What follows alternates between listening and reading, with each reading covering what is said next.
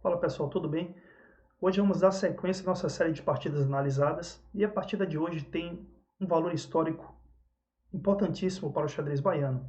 Esta partida foi jogada nada mais nada menos entre o campeão mundial de xadrez Anatoly Karpov contra um dos maiores nomes do xadrez baiano em todos os tempos, Paulo Jatobá. Partida jogada no ano de 2003 em Costa do Sauípe. Sim, Karpov esteve em Costa do Sauípe. Em 2003, ele desembarcou no nosso aeroporto Luiz Eduardo Magalhães para simplesmente jogar uma exibição simultânea na Costa do Sauípe contra 21 jogadores. E apenas Paulo Jatobá conseguiu arrancar meio ponto do campeão mundial. Vamos ver como Jatobá conseguiu este resultado extremamente importante para o xadrez baiano. Karpov jogou D4, cavalo F6, C4, E6, cavalo F3, bispo em B4 cheque, e aqui nós temos a defesa Bogle Índia, uma das especialidades do mestre Fi de Paulo Jatobá. Cavalo de BD7, D2, B6, A3, bispo captura D2, bispo captura D2, bispo em B7, bispo G5. Aqui Karpov procura jogar um lance teórico e flexível, que permite a ação do bispo numa casa em G5, já que com o lance E3 o bispo teria pouca ação durante a partida. D6, cavalo D2, C5, Jatobá imediatamente ataca o centro, mas jogando dentro de esquemas teóricos, ainda ambos os jogadores. D captura C5, B captura C5, e aqui Karpov opta por B4, quando também existe a possibilidade de E3 nesta posição. Mas aqui o campeão do mundo optou por B4 e temos cavalo de BD7. E agora E3 jogado por Karpov, respondido por Jatobá, com uma sequência muito boa de lances. Jatobá respondeu com C captura B4, A captura B4, e agora jogou um importante movimento A5. Após A5, Karpov precisa definir as ações de suas peças na ala da dama, dos seus peões. E aqui ele decide jogar B5. Obviamente, após D captura A5, teríamos torre captura A5. E se, por exemplo, torre captura A5, dama capturaria A5, com um excelente jogo para as pretas, um jogo sossegado, onde a dama já está pressionando o bispo em G5. E observem também que o bispo de F1 do campeão mundial teria dificuldade de desenvolvimento nessa posição, já que o bispo em B7 pressionaria o ponto G2. Então aqui, após B5, melhor lance, observem também que as pretas conseguem uma excelente casa para o seu cavalo em C5. Jatobá respondeu com dama B6, temos por parte de Karpov dama B3, Jatobá jogou roque, dama A3, torre de F, C8, F3, justamente com o intuito de de desenvolver o bispo de F1. Então existe a necessidade do movimento F3 na posição. A partir daqui, Jatobá vai jogar da maneira mais correta quando se enfrenta um jogador do nível do Anatoly Karpov. Vai jogar de forma ativa, principalmente por se tratar de uma exibição simultânea, onde Karpov estava simplesmente, além de enfrentar o Jatobá, ele estava enfrentando também mais 20 jogadores. Ou seja, ele deve jogar de forma mais simples possível, e Jatobá tratou de complicar a partida. E até o final dessa partida vocês verão de forma muito interessante uma luta entre ambos, uma luta de atividade, tanto para Anatoly Karpov quanto para Paulo Jatobá. E aqui Jatobá, após F3, respondeu imediatamente com D5, atacando o centro do campeão do mundo. Notem que as peças pretas estão muito bem colocadas e que Karpov ainda precisa definir o desenvolvimento do bispo de Casas Brancas e sua torre de H1, ou seja, a sua ala do rei ainda não está jogando na partida. E ele responde com bispo em E2, Jatobá cavalo E5, mais um lance ativo nesta posição.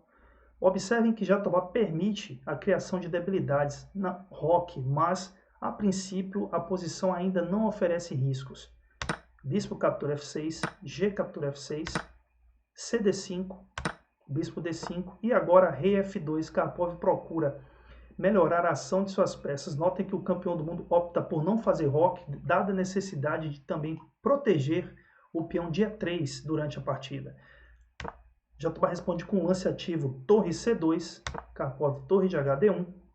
E Jatobá mais uma vez continua de forma ativa na posição, respondendo com A4, ou seja, o peão de torre de Jatobá passa a ser um grande problema na posição do campeão mundial. E a partir de agora, Karpov tenta jogar o tempo todo de maneira ativa na posição, atacando também o Jatobá. A partida, neste momento, toma ares dramáticos. Foi escolhido por Karpov torre de AC1, onde Jatobá respondeu com torre A2. Existia a possibilidade também de, obviamente, torre captura C1, torre captura C1, mas após essa sequência, Jatobá já não estaria mais trazendo qualquer tipo de risco ao campeão do mundo. Então aqui Jatobá optou pelo lance após torre de AC1, torre A2. Karpov respondeu com dama C3. Obviamente, dama C3 tem como uma das ameaças o movimento F4 e também a possibilidade do movimento dama C7, propondo troca de damas, o que poderia aliviar a pressão das pretas e ao mesmo tempo deixar o seu peão de B5 livre para as ações à la da dama. Mas aqui Jatobá segue de forma ativa, respondendo com A3, e Karpov resolve jogar F4, ainda mais trazendo mais fogo para o tabuleiro. E aqui, obviamente, Jatobá poderia tentar, se vocês pensaram na possibilidade, no lance cavalo D2. Cavalo D2 traria a defesa do ponto F6, mas daria a possibilidade de Karpov executar o lance dama C7, bastante incômodo na posição. E as pretas aqui, que já possuem certa vantagem, teriam redução dessa vantagem e, ao mesmo tempo, os riscos seriam grandes também. Jatobá não quis correr este risco na ala da dama, mas optou pela luta na ala do rei e respondeu com cavalo G6. Nesta posição, o campeão do mundo respondeu com dama captura F6. Observem que é bem complicada a posição. E Jatobá segue de forma ativa, jogando torre B2, com preparação futura de A2 na posição. E aqui Karpov também não recua e responde com F5. Obviamente, após F5, o movimento toma F5 não é o mais adequado para esta posição, já que a dama do Paulo Jatobá estaria exposta ao ataque da dama branca em F6.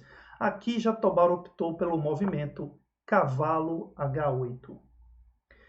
Vale fazer um comentário sobre esta partida. Além da presença do grande mestre internacional Anatoly Karpov no evento, tínhamos também a presença do campeão brasileiro na ocasião, o grande mestre internacional Giovanni Vescovi, que estava acompanhando e sendo o tradutor do campeão do mundo. Após cavalo H8, eu estava ao lado do Giovanni e outros jogadores também, analisando os jogos, e Giovanni imediatamente falou: Karpov vence a partida agora após o cavalo H8 do Jatobá. E nesta posição, Giovanni sugeriu um movimento torre F8. Interessantíssimo movimento. Observem que a dama branca está alinhada ao rei, que está em F2. E obviamente, se agora a resposta for F captura G6, Karpov simplesmente responderia com F capturando G6, cravando a dama de Paulo Jatobá. Observem que após torre F8 também, Karpov não tem grandes lances para fazer nesta posição. Ou seja, Jatobá poderia complicar ainda mais a vida do campeão do mundo. Mas aqui, dada a pressão e principalmente por estar enfrentando uma lenda do xadrez, Jatobá optou pelo lance cavalo H8. E vocês podem estar se perguntando por que não o lance cavalo F8 nesta posição. O lance cavalo F8 é muito arriscado e existe uma combinação simples que pode ser vista por qualquer um de vocês. O movimento seria dama, G5 cheque, rei H8, F6 com ideia de mate em G7, cavalo em G6, dama em H6 ameaçando mate em G7 e após torre G8 teremos o belíssimo lance torre C8, tema inclusive de estudo de tática na posição, uma cravada e desvio ao mesmo tempo, ou seja, a torre de C8 das brancas cravando a torre de G8 do adversário. Se a torre de G8 se desloca capturando a torre de C8, teremos o mate em G7. Devido a esta situação, obviamente, Paulo Jatobá optou pelo movimento cavalo H8. Após cavalo H8, Karpov seguiu com dama G5 cheque, rei F8, dama F6, atacando mais uma vez o cavalo de H8, rei G8, dama G5 cheque, rei F8, dama F6 e a partida terminou empatada com um excelente resultado para Paulo Jatobá. Mas contando ainda mais um pouco de história, vocês lembram que eu falei que o grande mestre internacional Giovanni Vescovi falou que após cavalo H8 Jatobá está com o jogo perdido? Ele deu a seguinte variante na ocasião que foi anotada por nós.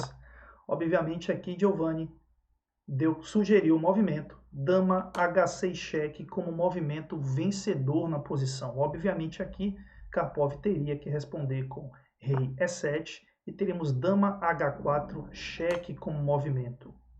o que levou o grande mestre internacional Giovanni Vescovi a considerar a partida ganha para as brancas. A ação das torres na coluna C, de acordo com ele, era extremamente decisiva, assim como a ação da torre de D1 na coluna D. Observem que a presença dessas torres limita bastante a ação do rei, principalmente a torre de D1 na posição. E observem ao mesmo tempo que após o cheque em H4, sobram poucas opções de lances para Jatobá. Por exemplo, se Jatobá respondesse com rei E8 ou rei F8, teremos o mesmo lance nessa posição. Dama ataca H7, atacando o cavalo H8. E se ele respondesse mais uma vez com rei E7, teríamos dama H4 cheque. E observem que se rei D7, teremos o simples cavalo E4. Observem que as peças brancas começam a agir e elas conseguem chegar a pontos importantes do tabuleiro, como o cavalo neste momento chegando ao ponto F6, aplicando ataque duplo com cheque contra o rei de Paulo Jatobá. Existem outras variantes que foram também demonstradas por Giovanni Vescovi, que inclusive, se serve de curiosidade para vocês, também mostrou essas variantes para o campeão mundial, que realmente não viu nenhuma delas. E após, obviamente, a sequência de repetição de lances do campeão mundial, Jatobá conseguiu ser o único jogador do evento a arrancar meio ponto de Anatoly Karpov. As outras 20 partidas, os jogadores bem tentaram, mas não conseguiram arrancar meio ponto de um dos maiores jogadores da história do xadrez. Parabéns a Paulo Jatobá pela luta, independente da possibilidade de ganho do campeão mundial. Ficou bastante claro também para todos nós que os imortais também erram no xadrez. Espero que vocês tenham gostado da partida do Paulo Jatobá. Espero que vocês retornem ao nosso canal para deixar seus comentários. E se quiserem também, deixem os seus likes para ajudar o nosso canal a produzir mais vídeos. Até a próxima.